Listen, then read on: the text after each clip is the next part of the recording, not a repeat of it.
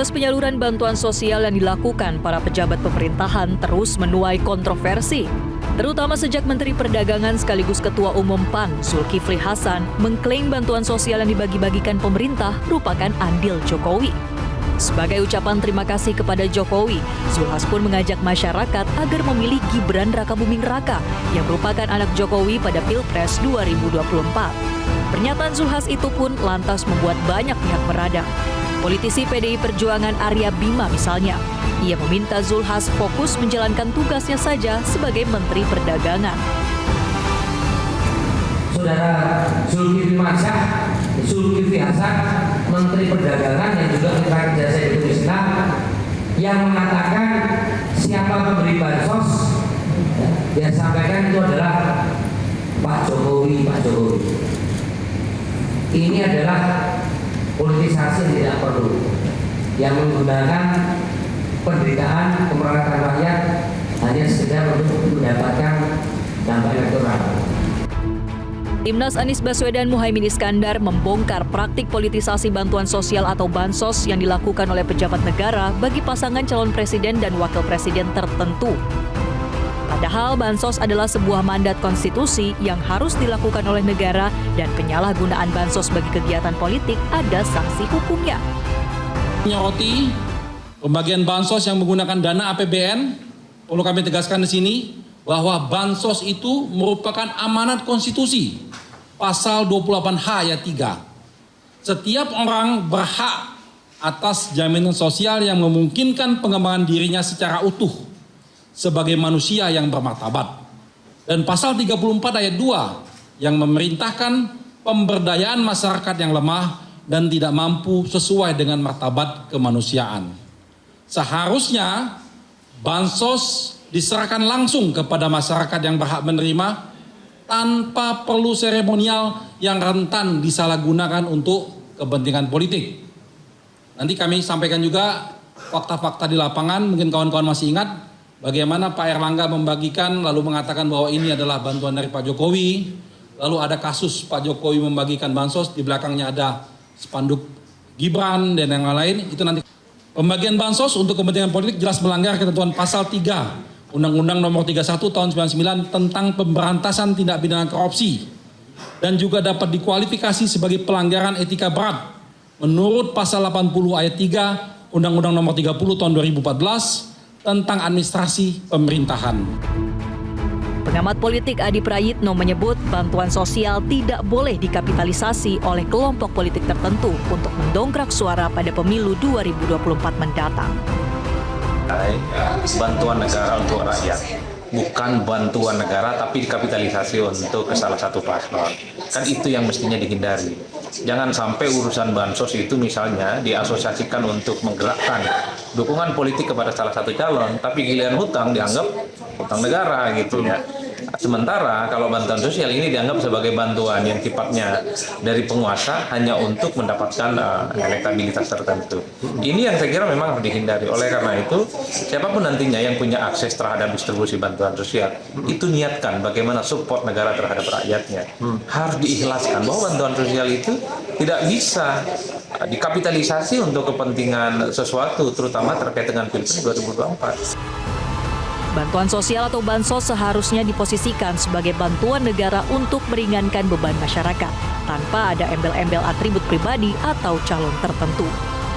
Tim Liputan Metro TV. Jadi pemirsa, bansos jangan sampai dipolitisasi untuk kepentingan Pilpres 2024. Pertanyaannya kita akan tanyakan langsung nanti ke pengamat seputar fenomena bagi-bagi bansos jelang Pilpres ini dengan Direktur Eksekutif Lingkar Madani ada Ray Rangkuti sudah bergabung bersama kami melalui sambungan Zoom. Mas Ray, selamat siang. Siang, ya. Oke, Mas Ray, ini tadi kita lihat pada saat bagi-bagi bansos ternyata ada mungkin ya salah satunya ada poster ataupun baliho pasangan calon tertentu. Nah, sekarang kita tahu bansos akan diperpanjang, kemudian BLT juga tetap dilakukan nanti jelang pemilu. Bagaimana sebenarnya desainnya supaya bansos ini tidak dipolitisasi jadi alat kampanye? Sebetulnya kalau mau tidak dipolitisasi itu sangat mudah untuk melakukannya. Persoalannya kan bukan soal mau dan kesulitan kita itu bukan memisahkannya. Kesulitan kita itu mau nggak secara politik bansos ini dianggap sebagai kebijakan negara, bukan kebijakan pemerintah gitu. Nah, di situ kesulitan kita sebetulnya. Kalau modelnya ya sangat enteng untuk memberikan bansos dengan tidak embel-embel bahwa itu kebijakan pemerintah, bahwa pemerintah yang baik yang sekarang ini baik, bahwa kalau nanti pemerintah yang sekarang ini misalnya nggak berkuasa lagi, bansosnya akan dihilangkan. Itu kan semua kampanye-kampanye yang mengkelirukan kepada masyarakat itu. Padahal kan bansos ini adalah program negara. Nah, cara bagaimana membagikan bansos ini kepada masyarakat tanpa embel-embel itu adalah ya dibagikan saja seperti selama ini kan. Selama ini kan ketika bansos dibagikan kan memang tidak ada embel-embel bahwa seolah-olah itu dari pemerintah macam-macam dan sebagainya gitu. Nah, sekarang ketika mulai mendekati pemilu, bansos itu ditumpangi untuk kepentingan politik. Modelnya sama, caranya sama, oknumnya sama, cuman pesannya beda gitu. Kalau dulu pesannya ya semata-mata karena bansos gitu. Nah, kalau sekarang pesannya ya karena kebaikan pemerintah lah, ya kan. Kalau karena pemerintah yang sekarang lah, maka bansos ada macam-macam dan seterusnya gitu. Nah, itulah yang memang kadang-kadang kita dengar ya. Ini kadang-kadang ya terjadi di lapisan bawah ya.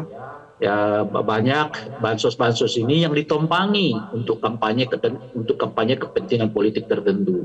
Nah, salah satu isu besarnya itu mengasosiasikan bahwa bansos ini adalah kebaikan pemerintah.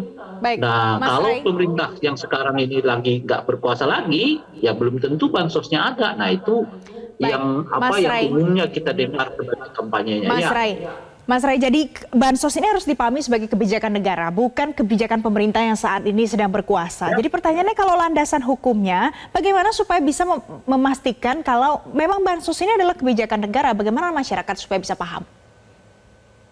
Ya tidak bisa tidak, salah satunya ya kita melakukan sosialisasi gitu.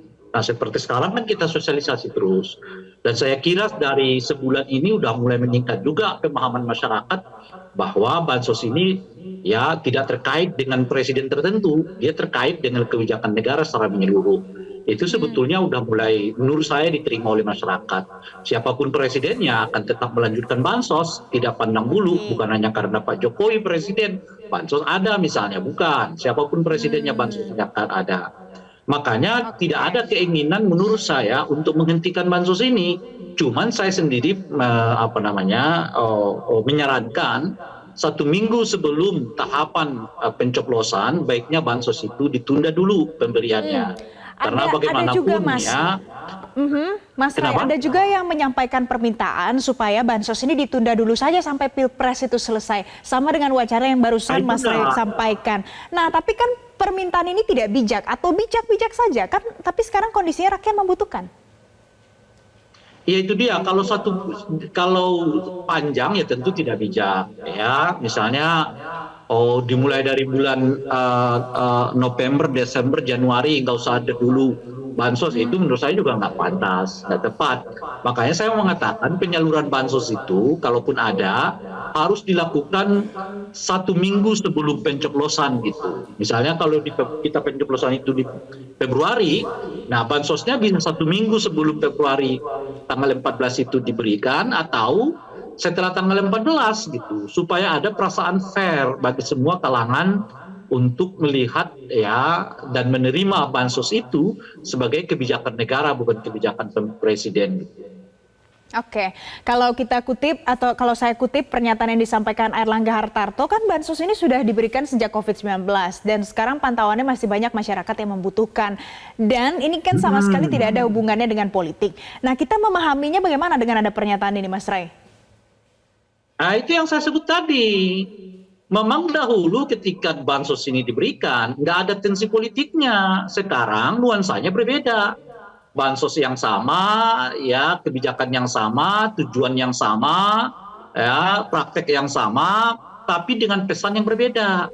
Kalau dulu pesannya semata-mata ya karena ingin membantu masyarakat supaya terhindar dari kesulitan menghadapi COVID misalnya. Sekarang pesannya nambah, bukan hanya sekedar terhindar dari kesulitan menghadapi situasi ekonomi misalnya, tapi juga memberi asosiasi bahwa bansos ini adalah kebijakan dari presiden tertentu gitu. Baik. Nah, Baik, itu yang saya sebut, makanya kan kalau saya sendiri tidak mengatakan bahwa bansos itu tidak dilakukan, bahwa bansos itu dibuat demi kepentingan politik, tidak. Yang saya mau katakan itu adalah bansos sekarang mulai ditunggangi untuk kampanye politik tertentu, padahal bansosnya sudah lama dilakukan. Tapi sebelum ini kan nggak ada nuansa-nuansa politiknya seperti itu. Gitu. Hanya kalau tadi ditanyakan di awal, bagaimana supaya bansos itu tidak bernuansa politik, dikembalikan saja seperti jalur awalnya dahulu gitu. Baik, jadi intinya adalah masyarakat harus paham kalau bansos ini adalah kebijakan negara, bukan kebijakan pemerintah yang saat ini berkuasa. Dan harus netral ya. Terima kasih Mas Ray Rangkuti sudah bergabung bersama kami siang hari ini di Metro. Sama-sama. Jelajahi cara baru mendapatkan informasi. Download Metro TV Extend sekarang.